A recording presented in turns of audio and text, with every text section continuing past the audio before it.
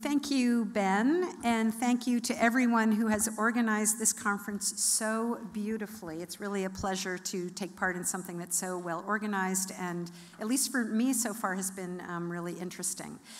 So what I was asked to do is spend a fair amount of time giving an introduction to a very particular case study, and it's a little bit complex, so I actually am going to spend a fair amount of time going through the background. To quote my dear friend and colleague Norm Fost, good ethics begins with good facts, and I want to take us through that so that we can get into a discussion about it together. I then end with questions that I think this particular case study raises, not only in the context of the specific case, but starting to broaden it for comparative effectiveness studies, or what some people are calling research and learning that takes place in a learning healthcare system more broadly, that I hope will feed in nicely to Steve going next. So let me give you two little disclosures here. The first is that a few of my slides about the support study were given to me by Michelle Russell Einhorn, so thanks to Michelle for sharing a couple of her slides. And secondly, I want to make clear, if it wasn't already obvious from my intro, that I'm not a pediatrician, and this is a study that took place in neonatal intensive care units. Steve is a pediatrician, Norm's a pediatrician, Ben's a pediatrician, and there will be some questions that people may have later that may be best answered by them.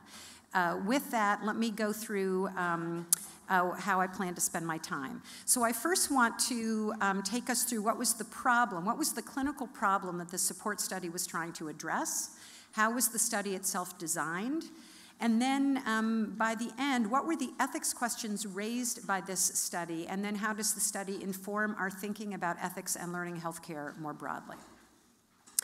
So this is the background problem. This was essentially the context when this study was planned and why the people in charge of it. And by the way, this was a study that was conducted as part of one of the NIH big networks.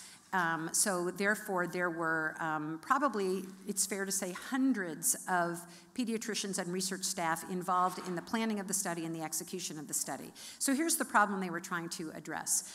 Retinopathy of prematurity is a significant problem for premature babies. It's a problem that can lead to blindness or just a lot of eye damage. In the 1950s, it was found that giving premature babies higher levels of oxygen, which was at the time thought to be this really sensible idea, because premature babies are also born with some compromised lung function, and what could be bad about giving babies oxygen. It turned out that Arnold Patz, actually, somebody who was at the time, who then spent most of his career at Johns Hopkins and is credited with doing one of maybe the first randomized trial in ophthalmology, discovered back in the 50s that when you give babies more oxygen, it actually can increase the chance of these eye problems happening. So the eye problems are in and of themselves a risk of prematurity, and then giving a lot of oxygen was found in the 50s to increase that risk. By the year 2000, NICUs across the country were giving a range of oxygen to premature babies. So oxygen obviously was still being given, but there was really a wide range about how different NICUs, sometimes individual pediatricians or neonatologists, thought was the right oxygen level to give to premature babies in, I hope it goes without saying, really great NICUs with really great and experienced physicians. There were observational studies and a few smaller studies that were starting to suggest, and led to a particular hypothesis with this study, that babies were at babies at the higher end range of oxygen, who were getting a higher saturation of oxygen, were having more eye problems, and some thought that the higher oxygen was also creating other problems.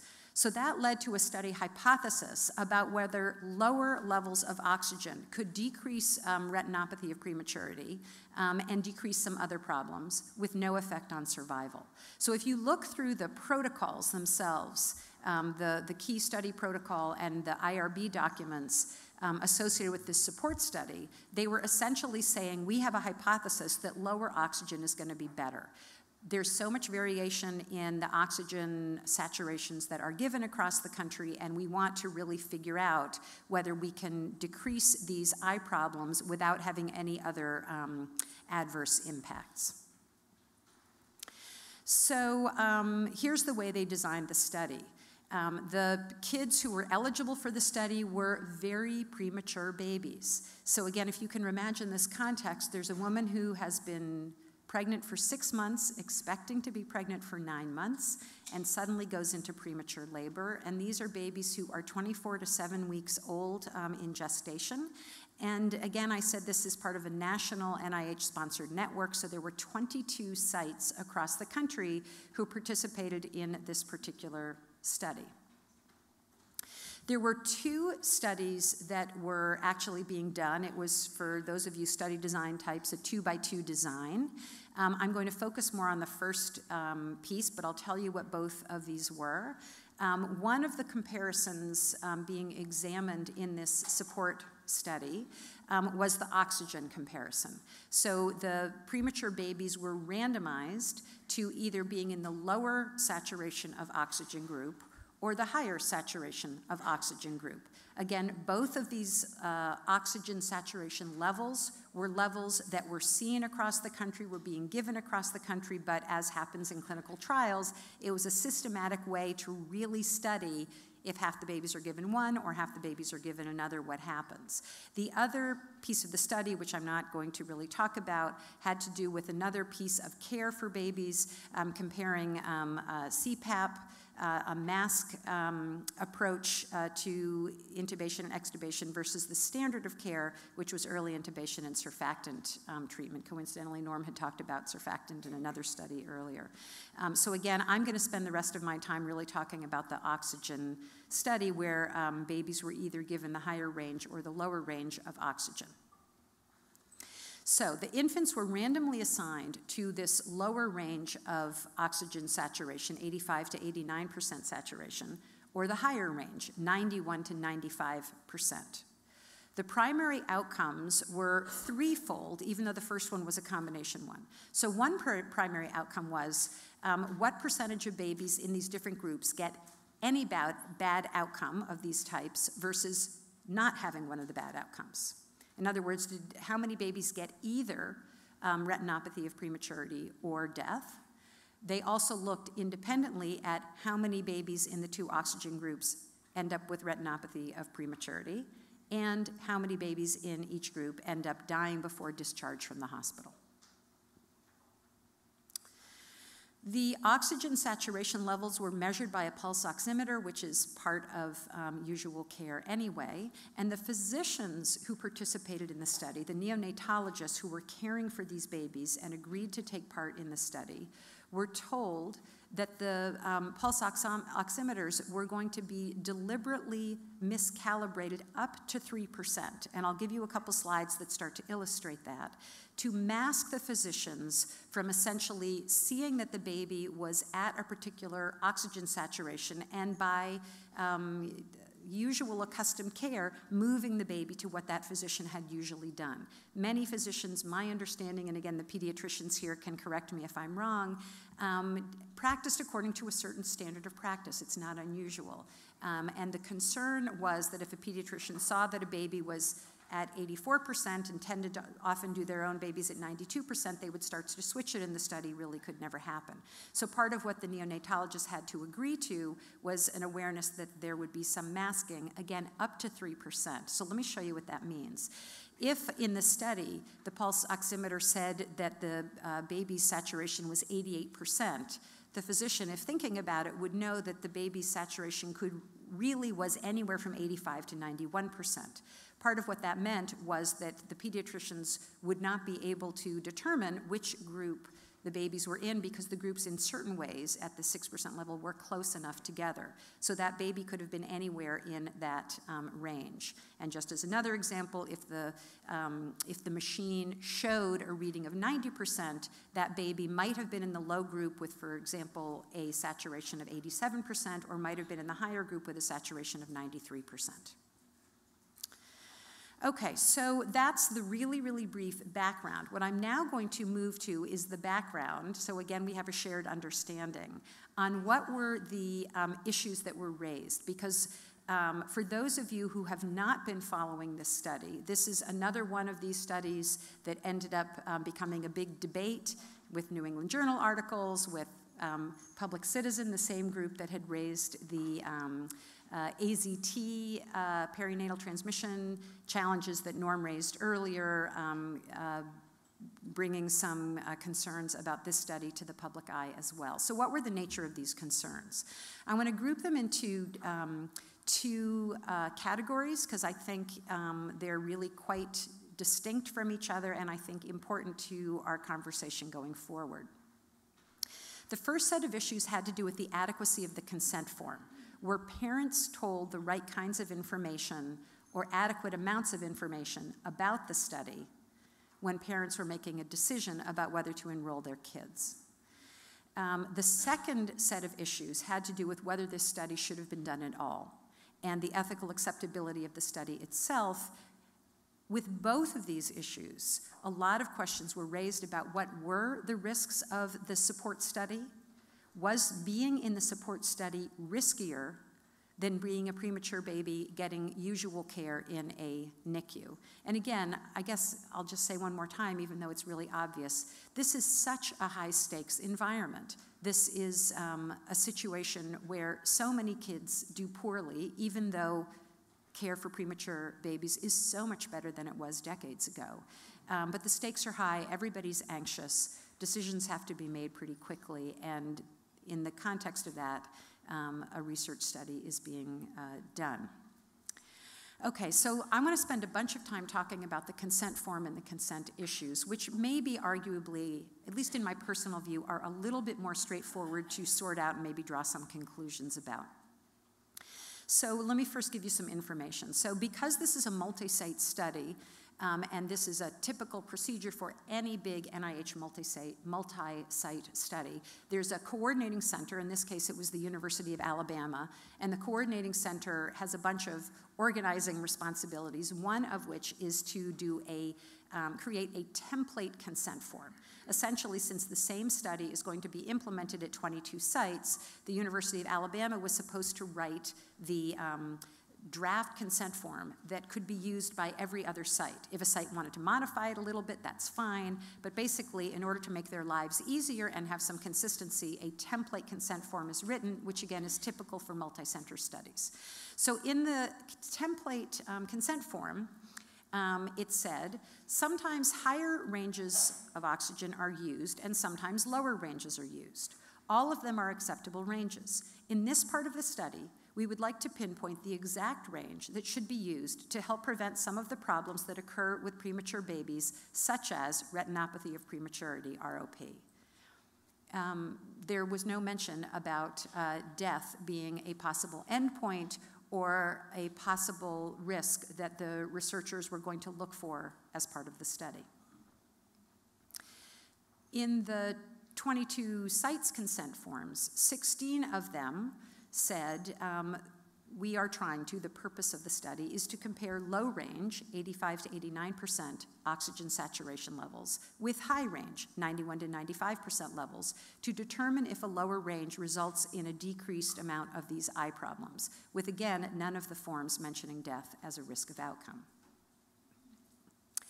Almost all the forms described the oxygen levels given as standard or normal. The sample form and 21 of the 22 IRB-approved consent forms described the oxygen levels as the levels given as part of standard of care within the normal range, within the range currently used, considered by some units to be the desired or best approach. 13 of the forms said, because all of the treatments proposed in the study are standard of care, there is no predictable increase in risk for your baby, or something very similar to that. And this is part of where I hope our discussion will go, both in this part and maybe in Steve's part coming next, whether this kind of study that compares the kinds of interventions that babies in this case, patients in any context, would be given, expose the participants to any increase in risk over what they would have gotten or not. So here's part of the language about the pulse oximeter.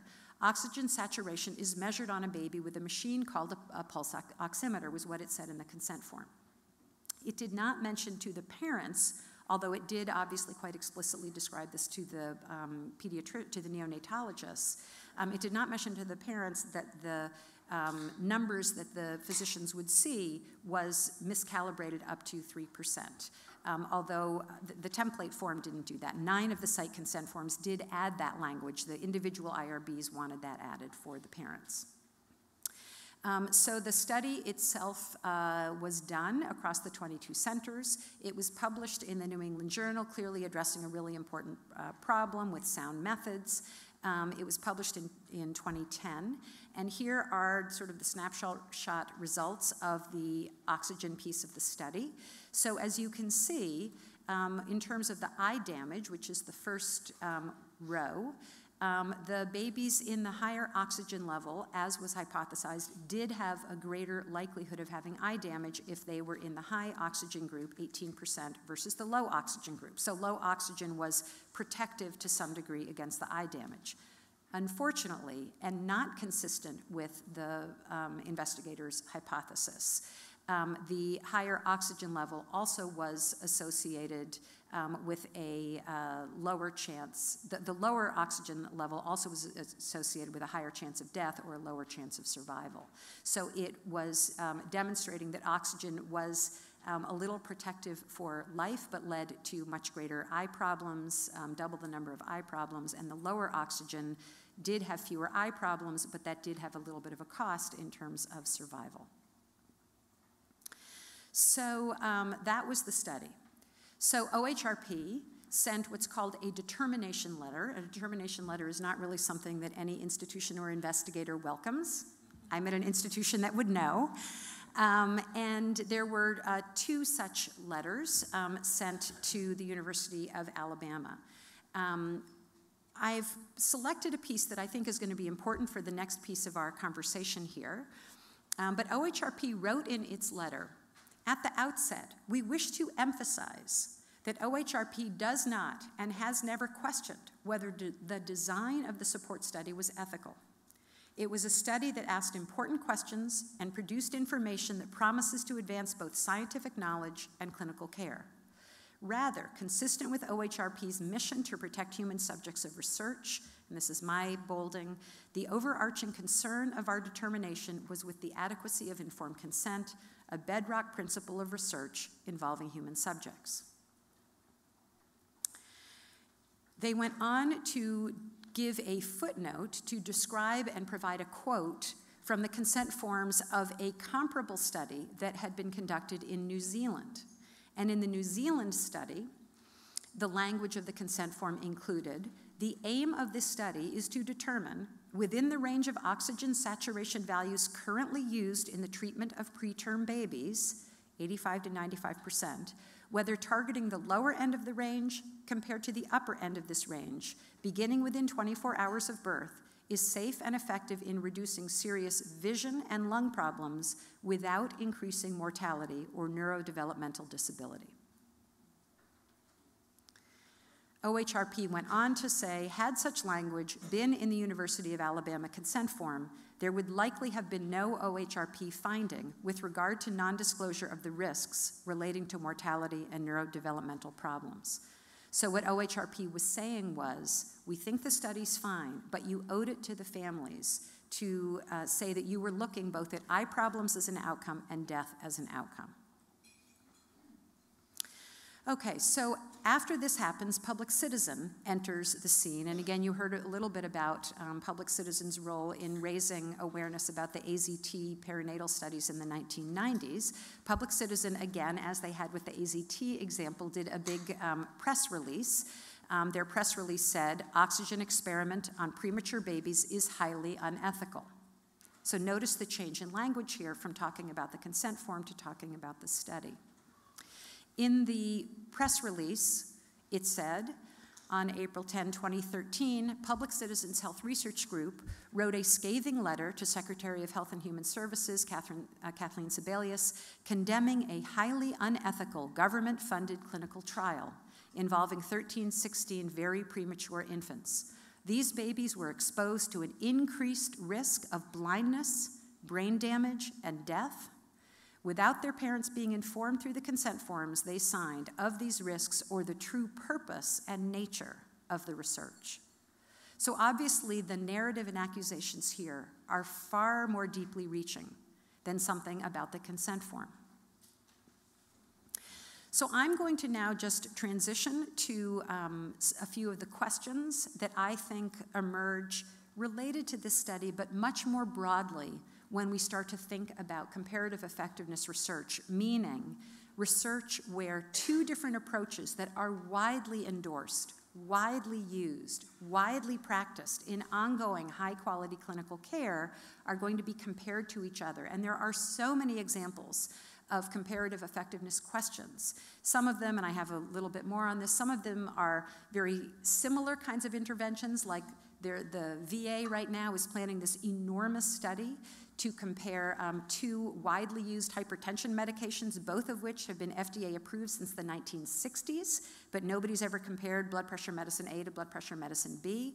There are other kinds of trials that compare different interventions for the same health problem, like back surgery to physical therapy, where the stakes are quite different.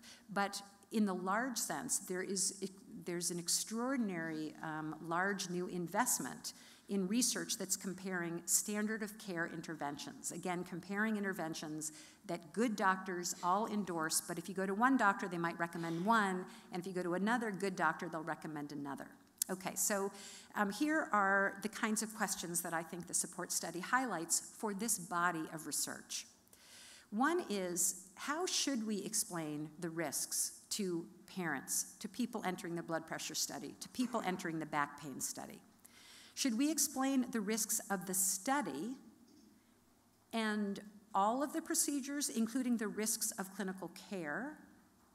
Or should we really focus on the risks that are unique to joining the study, the risks of the pieces that are experimental or that are different from what the patient might have received in standard clinical care? And in relation to clinical care, or as if the patient would have been doing the study versus receiving no care. So in other words, do we say to the parents, here are the risks that we think exist in the support study from being randomized to one of these two arms, compared to the risks that your baby faces by being a premature baby and are trying to give him or her the best care that we can in the NICU, that, by the way, also carry a lot of risks? Or do they say, here are the risks of being in the study. The risks of being in the study include blindness and death.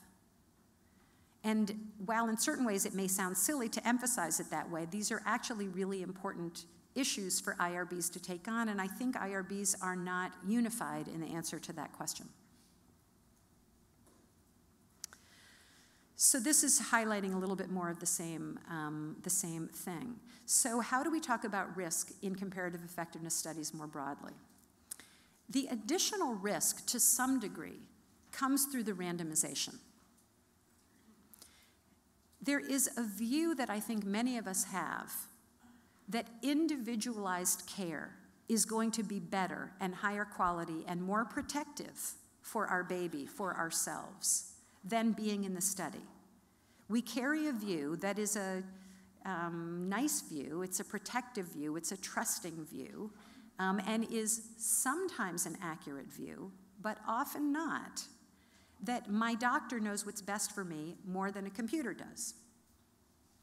And if we have a couple of options available to us that, again, are widely endorsed in the community but happen to be different, like lower oxygen versus higher oxygen, or again, different medicines, different approaches, etc., most of us go to our doctors with whom we have a relationship, assuming that because the doctor knows our personal medical history or our personal values, they're going to recommend something so that, on average, we're going to do better if we go with the individualized doctor recommendation than if we're in this study that's sort of randomly assigning us in a haphazard way, as if they couldn't care less, to the low oxygen versus the high oxygen.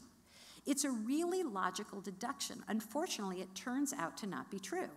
And it's not true for all sorts of reasons that I don't really have time to go into here, but a lot of the random variation that happens in medical care, there obviously are many cases where care is very individualized, and that's really important and really protective. But there are also lots of times where the random variation in care is based on where somebody was trained, what medicine they were first told would be the right medicine to go with for hypertension, the way oxygen saturation is done at the place where they did their residency, the norms of other people in their unit, and it turns out that the random variation has more to do with factors associated with the physician than factors associated with the patient. So how do we explain these additional risks of being in the study when there is so much random variation in patient care, in high-quality patient care? So again, on the one hand, it's easy and straightforward to say, one thing that's really different about being in this study from being in the care of your individual neonatologist is that the care selected for you is randomly selected by a computer. It's the part where we get to the implications of that that becomes so difficult to figure out. Again, it's easy to say both of the approaches are used standardly. They're used in NICUs across the country. They're probably all used in the 22 NICUs represented in the study. But is it important to then say, and by the way, there's an extraordinary amount of individual random allocation of care that happens in ongoing clinical care? We're really not sure whether the risk to your child is any greater from being in the study or from getting whatever care the neonatologist on duty the day that your baby's born is going to assign it, is going to decide it.